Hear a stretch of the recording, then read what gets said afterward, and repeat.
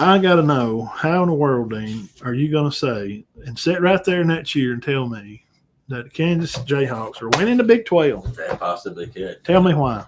What if you just got mad and started throwing This stuff? is it. Turning this crap off. We're Sorry done. about that. We're back. Sorry. We're breaking up. Well, I'm going to tell you why, Matt. First off, let's start with this stat. 17 starters. Well, that's good. Most in the Big 12. Most production back in the Big 12. 13 from transfer portal. All right. And here's another big reason why. Jalen Daniels, 2,500 yards quarterback. He is considered a top 10 quarterback in the country. Now, let's try to name these. Who are the top quarterbacks? I'm going to pull up the schedule. You just carry on. All right. Would you consider Bo Nix? Bo Nix, Auburn. Caleb Williams. Oregon, yes. Yeah, Bo Nix, Caleb Williams, Jaden Daniels. He's in there right with them. All right, so he had 2,500 yards last year. Devin Neal's back, their running back. He had 1,100 yards. 3 receivers, Luke Grimm, Lawrence Arnold, Quentin Skinner. 122 catches for 1,800 yards between them. But you know what the big question mark is with Kansas, don't you, Matt? Depth.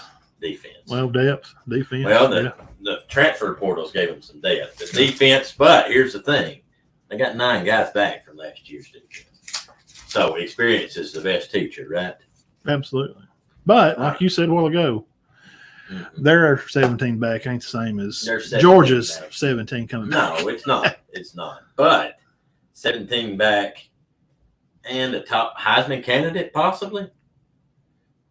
And they say their backup's great. Like if he goes down, Jason Bean is their backup. Okay.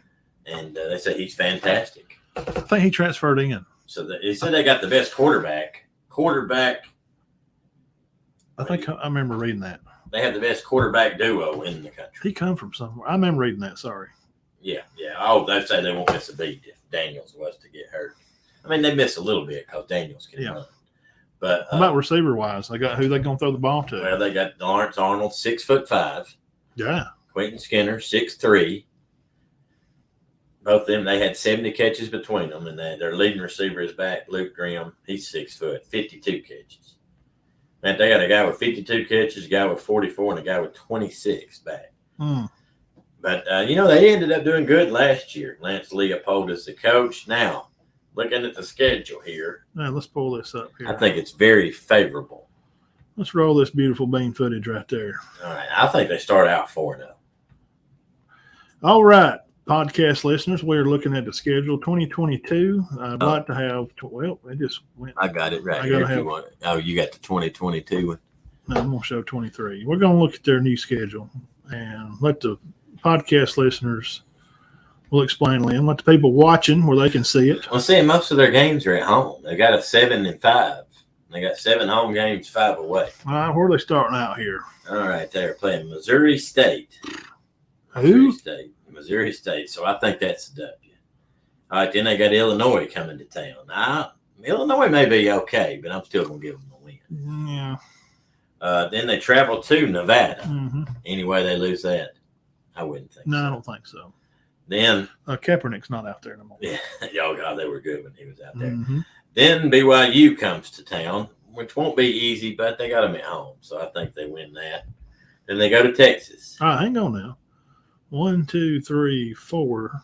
So they're going to be 4-0. I think they're going to be 4-0. And they're going to be headed to Texas. All right, podcast listeners, that'll be September the 30th. Their season starts August 31st at home versus Missouri State. So September 30th at Longhorn Stadium at Sarkland. I do not think they will win that. I wouldn't either. All right, then October 7th. They go UCF. It's at home. I think they win that. Then they go at Oklahoma State. Man, I don't know. I'm going to give them – Oklahoma State did not fare very well last year. I'm going to give them a victory right there. What about after that? 21st of October, they're off. Then 28th of October. Oklahoma. I think they lose that. Okay, well, that's 2, which they've lost to 2 of probably the better teams in the conference. That's 2, yes. And then these last 4, their last 5 or 6 games, they're tough. I mean, they really are. They may not win. One of them. That's what I'm worried about it. I think they lose. I think they beat Iowa State. But I think they lose to Texas Tech because as you're fixing to go over, Texas Tech's going to be very good, right? And it's at November 4th is at Iowa State. November 11th is at home. November 18th is Kansas State. And then November 25th is at Cincinnati. And the Big 12 championship, like others, will be December 2nd. Matt, I don't know which one of these. I say they lose one of those two. I don't know which one. So I am putting Kansas Jayhawks going 8-4. I don't think they'll beat Cincinnati, to be honest with you, because it's there. It's the last game of the year. I'm going to say this. If they win – 7 games, that's a successful season. Yes, I think. Now, I read this, too, and I agree with it. 8-4 is what I'm picking them. At worst, and we've done this every week, we will go back over and look at this. At worst, 7-5. Best, do they go 10-2? Is there any chance they go 10-2? No way. 9-3? No. Possibly? I don't think so. At best. I can't. You can't sell me on that one. Okay. So, you agree with the 8-4. You want more with the 7-5. Let's go back over here. Let's look at with the people at home, Dean. That's the thing. They've got most of their games at home. Okay, let's look at last year. Then we're both history people. Mm-hmm. So let's see what they did last year. Last year they go 6-7. They were 3-6 in conference. Okay. They had a 4-game losing streak. Okay, they lost 56-10 to Tennessee Tech. They beat the crap out of West Virginia. September 7th, they went to Houston and won. That was a good game. I remember that. They started out 5-0, didn't they? Yes. Duke. Yep. And they beat Duke. They beat Iowa. Why does it keep doing that? They beat Iowa State. Then they started dropping them. Well, they played TCU, Oklahoma, and Baylor. Mm-hmm. Lost all 3 of them, right? But closely. None of those games were – no. I mean, TCU was only 38-31. Right, and they played for the national title.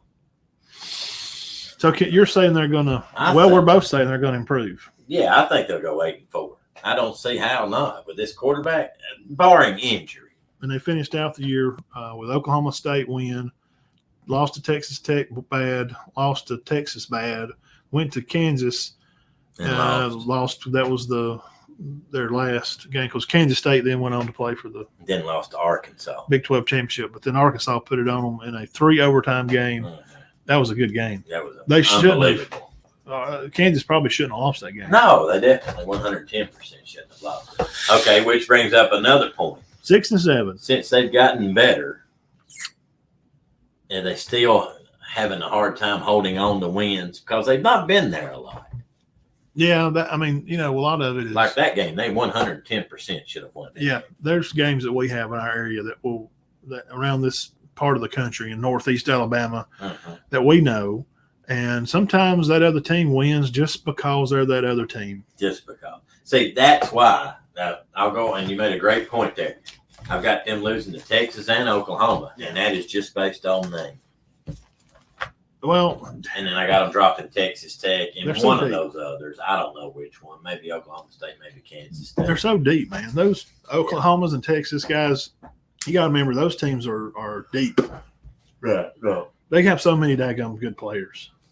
Kansas is not – they don't have no depth. No, they got some off the transfer portal, and that's all they did was give them depth. They didn't get any superstars out of it, but it did give them depth. If they have the same 6-7 record, let's just say they go to a bowl game and win. Mm-hmm. They finish 7-7. Yeah. No, yeah, it'd be an improvement. I think they're going to go 8-4, and they may lose their bowl game. We're just talking regular season. We can't pick bowl games because we don't have no idea who they'd be playing. So they went 3-6 in conference. 3-6 in conference. But see, they don't play. It's a little.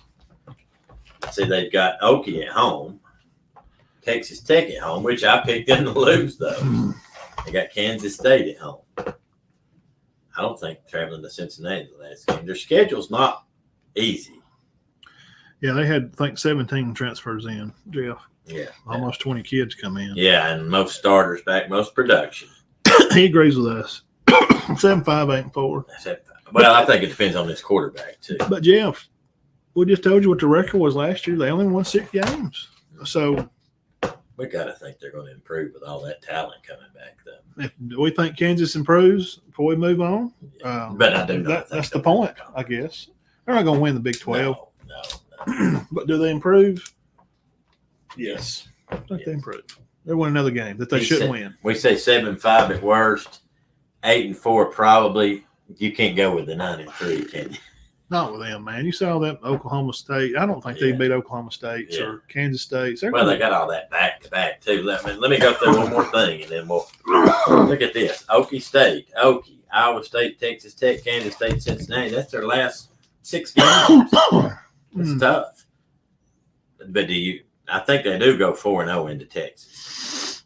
Matt, what if they were to go into Texas and win that and be 5-0? I don't see it. I don't think they beat Texas and Oklahoma based on name.